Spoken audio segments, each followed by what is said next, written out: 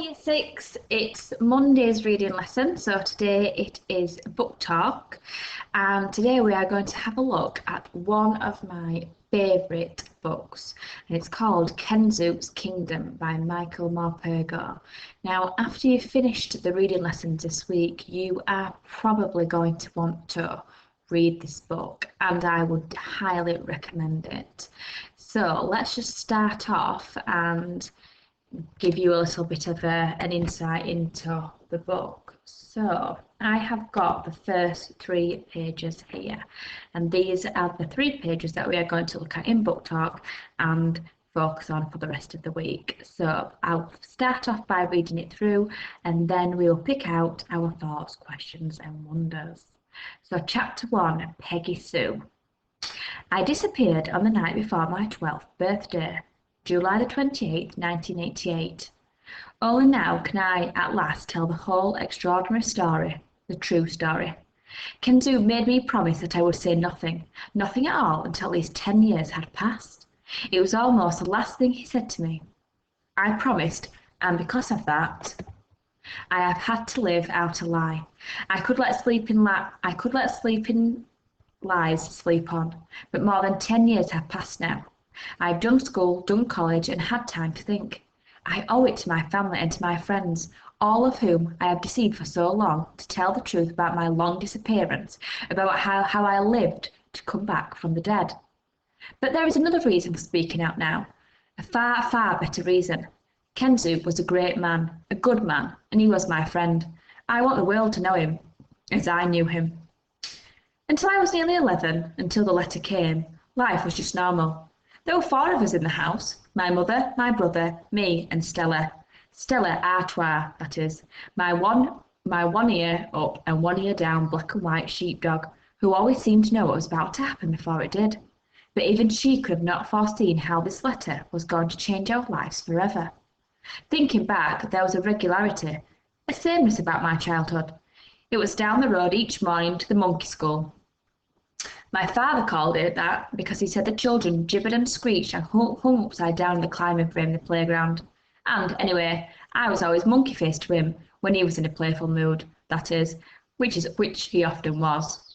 The school was really called St. Joseph's, and I was happy there for most of the time anyway.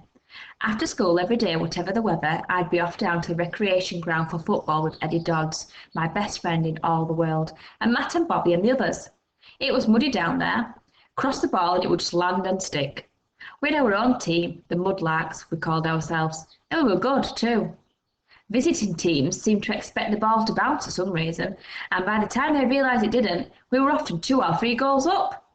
We weren't so good away from home. Right, okay, so that is the extract that we are going to be focusing on this week. So now we are going to go through it, and I'm going to just do a quick example of how I might write through my thoughts, questions and wonders down. Okay, so first of all, we've got an illustration there. So I would probably be thinking, well, what is this an illustration of? Okay, so I'm just going to write there, I wonder what, make it a little bit smaller so it fits on. I wonder what this is. I wonder where this is. I wonder why the author, Michael Morpurgo, has chosen to start the chapter with an illustration. So I might put, I wonder why the author has chosen to start the story with an illustration, question mark. Now, because obviously we're year 6, we're going to answer that with a perhaps or a maybe. Okay? So let's have a look then. Well, I wonder what it is. Well, it looks like some sort of the bay, doesn't it? There's obviously some water there with boats on.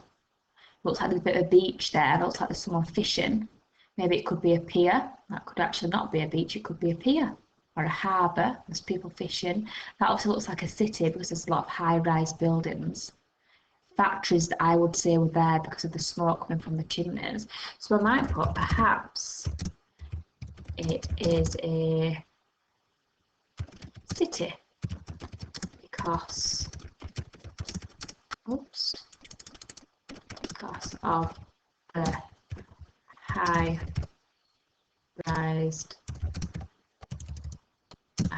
buildings. Trying to type too quick.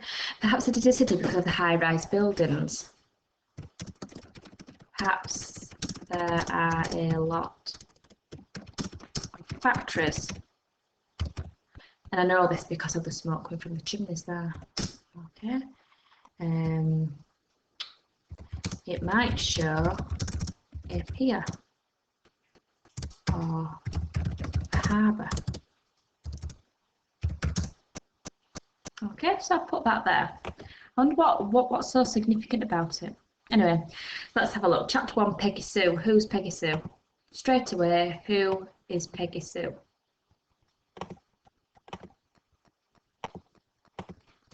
Who is Peggy Sue? Is she somehow linked to the picture? Is she linked to the picture?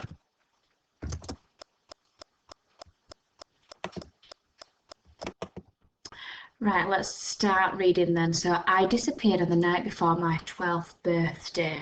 Right, so whoever it was 11 then. So it's written in first person. Don't know the person's name yet, so the narrator, so the person who's telling the story, is actually in the story. So we could put that there. So we could put, I wonder who this is. I think the narrator, so the person who's telling the story, is in the story. I think the narrator is in the story. Okay, I disappeared on the night before my 12th birthday. Why? Why did this person disappear? Why? Was it on purpose? Did they disappear on purpose, or did they run away? Did they disappear on purpose? So did they choose to run away, or did something happen? Oh, it's hooking us in right from the beginning, isn't it, this? I disappeared on the night before my 12th birthday, July the 28th, 1988. Only now can I at last tell the whole extraordinary story, the true story. Ooh. So you're only just telling the true story now? Have there been lies in the past? We might put there, I wonder what happened. It definitely is gripping us in, isn't it? I wonder what happened. Now I'm just thinking as well, the open is so powerful here.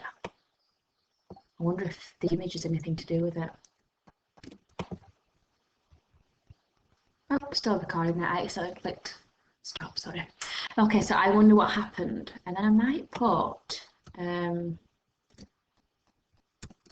does the illustration have anything to do with the disappearance? Kenzu made me promise that I would say nothing at all. Who's Kenzu? So I might put there, who is Kenzook? Who is Kenzook? Perhaps he was involved in the disappearance. Did he help the narrator disappear? Or did he maybe have some sort of a sinister role in it? Kenzu maybe promised that I would say nothing at all until at least 10 years had passed. Why 10 years? So I could put there, why did the narrator have to wait 10 years?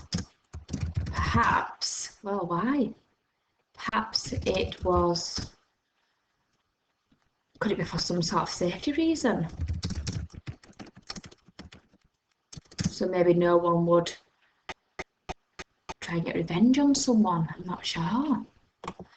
It was almost the last thing he said to me. Does that mean then this Kenzu's gone or he's died? I promised him because of that. And then it carries on. Right, I'm going to leave it there. Now, look how much I have got just from that short paragraph there.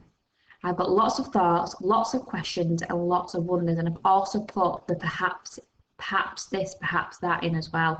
So when you do your book talk year six, it's really, really important to expand on your thoughts, questions, and wonders. Do a perhaps, I think, maybe this, maybe this. Now, don't just do this first paragraph here.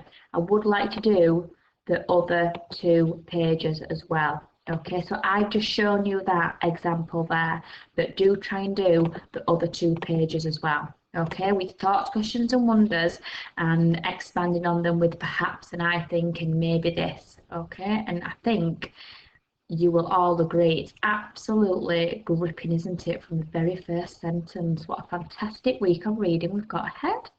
Okay, year 6, off you go with your book talk and come back tomorrow to find out which vocab we will be exploring. Okay, bye-bye.